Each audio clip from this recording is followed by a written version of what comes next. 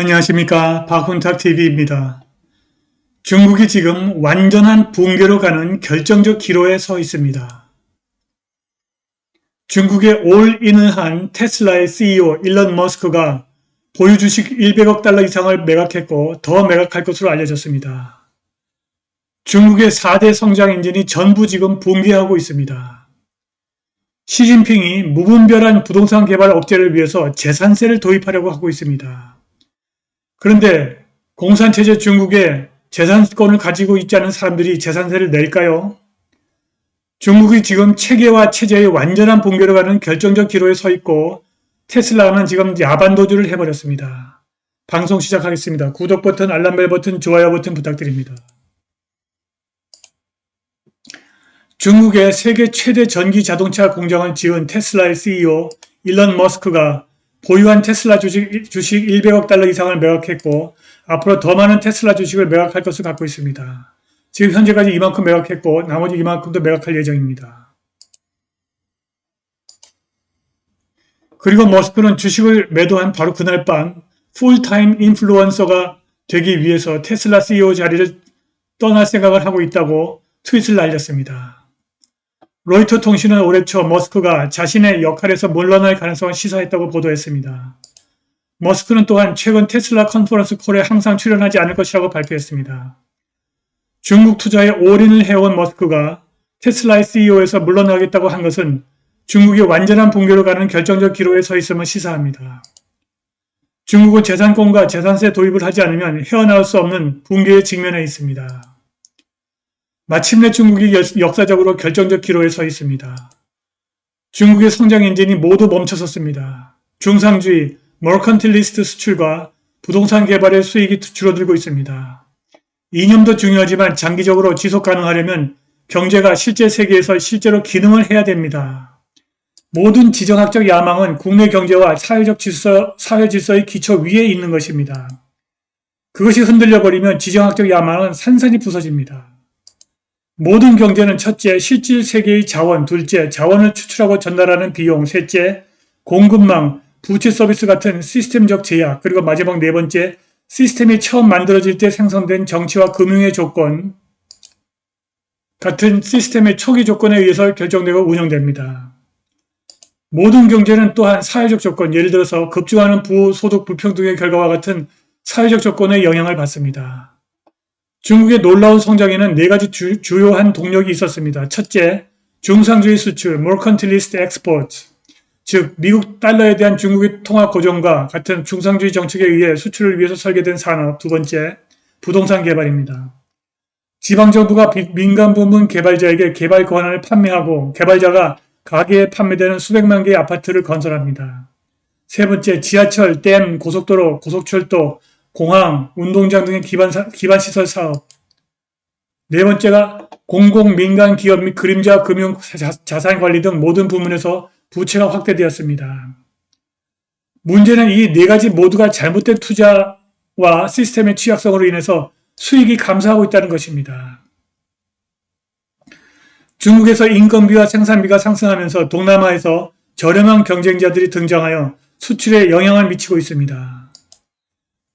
중상주의 수출이 무너진 것입니다. 부동산 개발은 중국 경제 개방 초기의 단 조건으로 인해서 제도적 취약성이 발생했습니다. 모든 토지는 중앙정부가 소유하고 임대 개발권은 지방정부에서 판매합니다. 개인의 재산권을 인정하지 않는 중국에는 재산세라고 하는 개념이 희박하고 또 재산세가 무시할 수 없는 수준으로 낮아서 이러한 개발이 지방정부 수입의 주요 원천입니다. 즉 부동산 개발이 중단되면 지방정부는 기능을 수행하는 데 필요한 주요 수입원을 잃게 됩니다. 투자 아파트에 대한 수요가 많기 때문에 부동산 가치는 여전히 높습니다. 재정적, 문화적 이유로 부동산은 저축과 투자의 한 형태로 강력하게 선호됩니다. 일단 사람이 들어가 산 아파트는 새 아파트나 사람이 살지 않는 아파트보다 가치가 떨어지기 때문에 대부분의 투자 아파트는 임대되지 않고 비어 있습니다. 상류층 가정은 이미 두세 채의 빈 투자 아파트를 소유하고 있고 상류층 도시의 경우 수십만 달러 하는 가격은 일반 노동자와 농촌 인구가 감당할 수가 없습니다. 실제로 대다수의 평균 근로자가 아파트를 살 여유가 없기 때문에 막대한 부동산 개발 부문은 세 번째, 네 번째, 다섯 번째 투자 아파트를 구매하는 중산층 가구에 의존하고 있습니다. 평범한 노동자가 아파트를 사려면 온 가족의 부를 모아야 하며 종종 규제되지 않은 그림자 금융 시스템에서 막대한 부채를 떠나야 합니다. 아파트를 살 수 없는 젊은 남성의 결혼 가능성은 크게 줄어들기 때문에 개인과 가족은 전 재산을 위험에 빠뜨리면서 아파트를 사기 위해서 미래를 담보로 저당으로 잡아야 하는 엄청난 압력을 받고 있습니다. 대부분의 기반시설은 이미 구축되어 있기 때문에 새로운 프로젝트는 단지 한 개의 효용만 제공합니다. 신공항, 기차역, 상가는 대부분 텅텅 비어 있고 새 스포츠 시설은 거의 사용을 하지 않습니다. 아무도 사용하지 않는 다리를 건설하면 일시적으로는 일자리가 생성되지만 생산성이나 복지는 거의 또는 전혀 추가되지 않습니다. 부채는 초기에는 긍정적인 결과를 가져오지만 잘못된 투자와 투기가 계속 확장되면 결국 시스템 취약성의 원천이 되는 또 다른 역학입니다. 홍다, 에버그란데의 부도가 모든 것을 말해줍니다. 미국처럼 중국에서도 정치적으로 강력한 대마불사 선수들은 중앙정부에 의해서 구제되어 도덕적 해이를 초래해서 더 크고 많은 위험을 만들어내고 있습니다. 부채가 많은 개발자에 대한 이러한 중앙은행과 국가의 구제금융은 극도의 레버리지, 위험 및 부채를 일으키도록 부추겼고 이는 현재 중국의 금융시스템과 대중의 신뢰에 체계적인 위협이 되고 있습니다. 우리는 중국에서 잘못된 투자, 모럴 해저드, 수출 감소, 부채 급증, 개발 의존도 및 아무도 없는 곳으로 가는 다리를 많이 보았습니다. 그런데 이것은 일본을 연상케 합니다. 일본 경제는 1955년부터 85년까지 그럭저럭 작동했으나 그 후 투기 거품이 일어나 1989년에 터졌고 그 후 수십 년 동안 침체와 사회적 공황에 시달리고 있습니다. 엔화를 찍어 경기를 부양하는 아베노믹스는 GDP 성장에 실패했고 공공부채를 부풀렸습니다. 중국과 미국의 경쟁은 동일한 문제를 초래했습니다. 더 이상 생산성을 향상시키지 못하는 시스템에 대한 의존, 치솟는 부의 불평등, 막대한 투자, 급증하는 시스템 취약성, 비용 상승, 전례 없는 투기 거품, 경직성, 그리고 이기적이고 반드시 필요한 개혁에 저항하는 기생 엘리트. 시진핑이 시스템적 문제를 해결하기 위해서 근본적인 해결책을 제시한 것은 사실이지만 그가 성공할지 여부는 알 수가 없습니다. 놀랍게도 시진핑이 무분별한 부동산 개발을 막기 위해서 실질적인 부담이 되는 수준의 재산세를 도입하자는 제안을 내놓았습니다.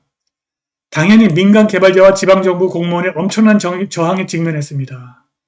시진핑이 민간 개발업체와 지방정부의 반발에도 불구하고 재산세를 도입하려면 사유재산권을 인정하지 않을 수 없을 것입니다. 그렇게 되면 중국은 더 이상 공산체제가 아닙니다. 시진핑은 중국을 회생시키려면 재산세 도입이 필요하다는 것은 알지만 그것이 재산권 도입을 의미한다는 사실은 모르는 것 같습니다. 아무리 공산체제라고 해도 재산권이 없는 사람에게 거액의 재산세를 납부하라고 하면 가만히 있겠습니까? 시진핑은 이러한 예측을 할 수 없을지 모르나 머스크는 얼마든지 할 수 있습니다. 이미 중국에서 전기차 판매가 2개월 연속 감소했고 머스크는 중국에 밀어닥칠 체계와 체제 위기를 예측하고 야반도주를 해버린 것입니다. 아직도 중국 주식과 중국 ETF에 투자하는 분들은 잘 판단하시기 바랍니다. 오늘 방송은 여기까지입니다. 감사합니다.